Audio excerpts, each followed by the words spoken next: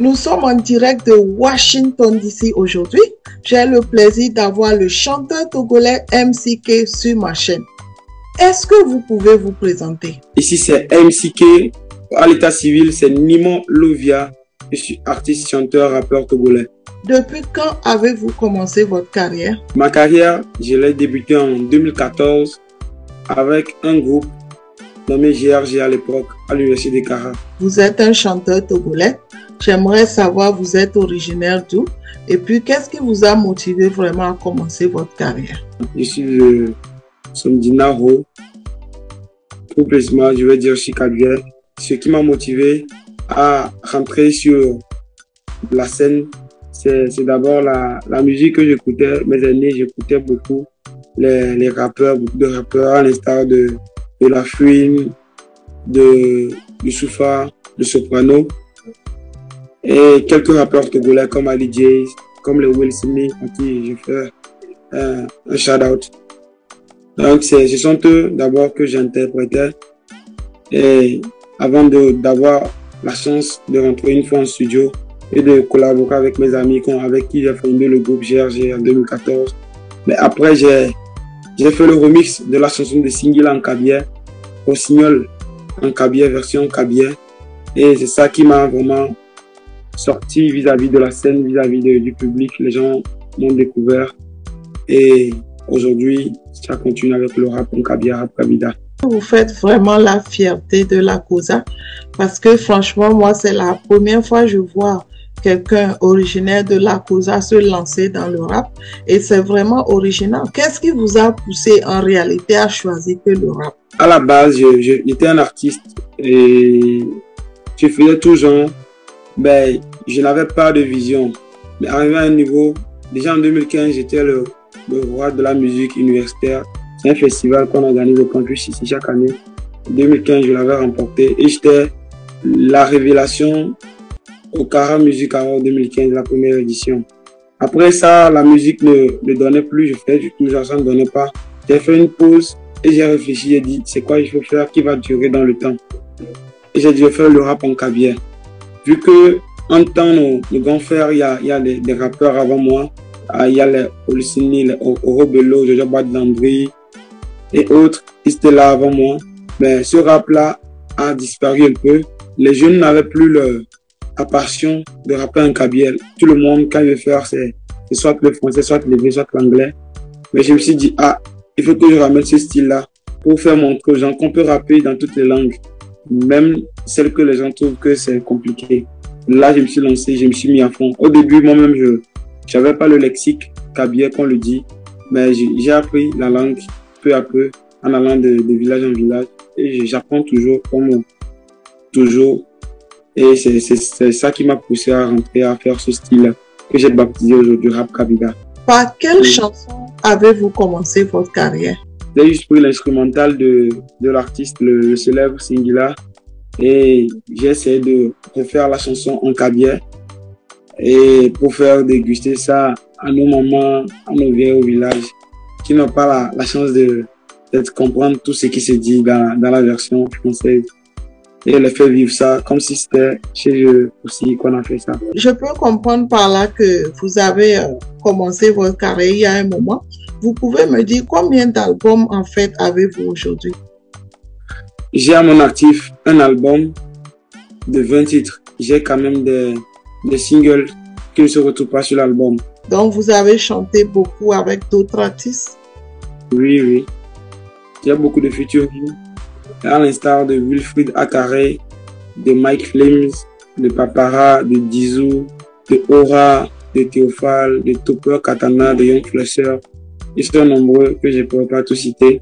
Même j'ai chanté avec l'artiste King Bala, la star de Kotkoli. Puisque vous avez un album et vous avez fait le featuring avec d'autres artistes, donc on peut dire combien de chansons en fait vous avez aujourd'hui? 30 chansons. Parce que j'ai juste pris 20 pour mettre sur l'album. Vous venez de dire que vous avez 20 chansons pour un album. Moi, en fait, je pensais qu'on peut faire 4-5 chansons pour faire un album. Ça dépend des styles de musique. Avez-vous déjà eu des awards? En 2015, j'étais le roi de la musique universitaire J'ai remporté le Festival national de musique en 2015. J'ai été Révélation Kara Music Award 2015. Et en 2018, j'ai été meilleur artiste rappeur de Kara Music Award 2018. En 2019, j'ai été deuxième au concours national de rap à la foire Adjafi à Lomé. J'ai été le vainqueur du concours 201 Miss DJ de DJ Foug. C'est ça, c'est le trophée qui est derrière moi là-bas, le disque d'or. Et la même année, meilleur artiste de l'année au Kara Music Award 2019. J'ai été meilleur artiste rap au Kara Music Award 2019. En 2021, j'ai été le meilleur artiste du Nord au Denigma Awards. J'ai été meilleur artiste de l'année au Kara Music Award 2021. J'ai été meilleur artiste rap au Kara Music Award 2021. J'ai pris la meilleure collaboration. J'ai pris le meilleur tube. Et ma chanson a pris aussi, avec une collaboration, a pris aussi meilleure chanson d'inspiration traditionnelle. Oh wow, félicitations vraiment. Merci beaucoup. Parlez-moi de votre expérience en tant que chanteur de la chanson africaine, togolaise et de la Kouza. La première chose que je veux dire, c'est les moyens. C'est le fait de pouvoir joindre les deux bouts pour pouvoir aller en studio, de voyager de Kara à Lomé pour faire la prise de voix. Ce n'est pas toujours facile, mais tant que la personne, quand on est déterminé, je crois qu'on peut arriver. Je peux comprendre par là qu'il n'est pas facile d'être un artiste au Togo, c'est ça? Oui, il n'est pas du tout facile. D'abord, quand tu dis tu es artiste, on te demande, à part la musique, tu fais quel métier? C'est comme si être artiste n'est forcément pas un métier. C'est surtout chez nous ici qu'on pose ce genre de questions.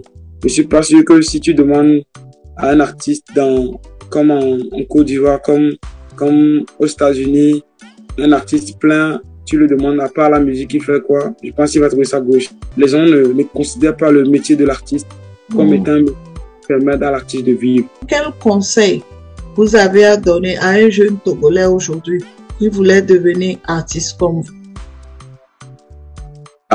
C'est d'abord l'amour de la chose. S'il a la passion, je crois qu'il n'y a pas de limite. Le rêve est permis à tout le monde.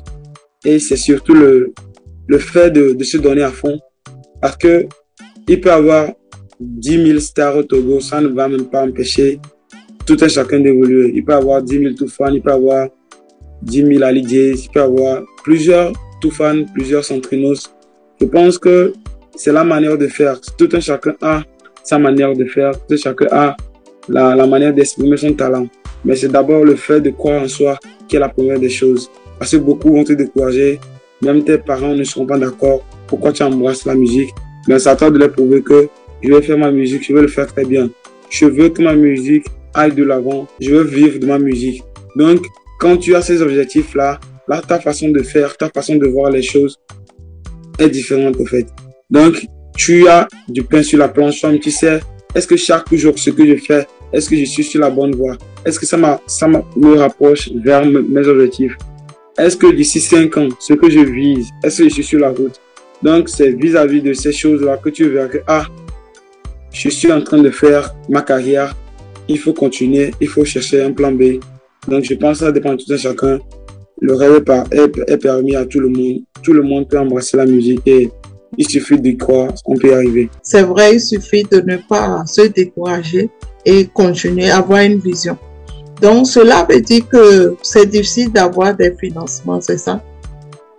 Oui, très très difficile parce que l'industrie de la musique n'est pas vraiment au top au Togo comme dans d'autres pays où tu fais un tube, une maison te récupère en même temps, où l'artiste n'a plus vraiment à dépenser. L'artiste, lui, quand il sort, c'est studio, maison, après concert, il bosse chaque jour. Là, le travail à fond se fait plus ressentir.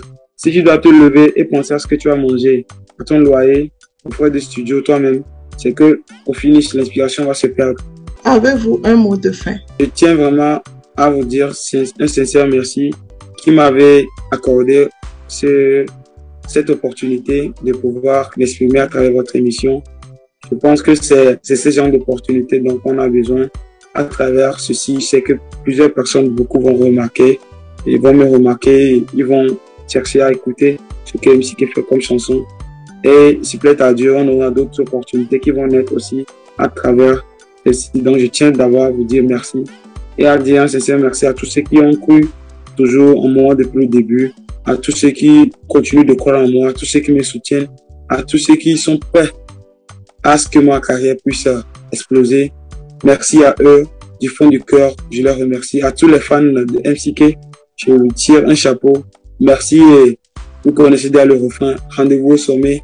Ne vous découragez jamais. Il y a des grandes choses qui viendront après. Mon premier concert que je ferai ici à Kara, s'il plaît à Dieu, ça sera le 24 septembre à Kara ici. Et si tout va bien, ça sera au Palais des Congrès de Kara. Et j'invite massivement tous ceux qui ont la possibilité de se déplacer, de venir suivre le concert de MCK. Ça serait du lot. Je ne vais pas vous décevoir. Il y aura plein de surprises. MCK, merci beaucoup d'être venu sur ma chaîne.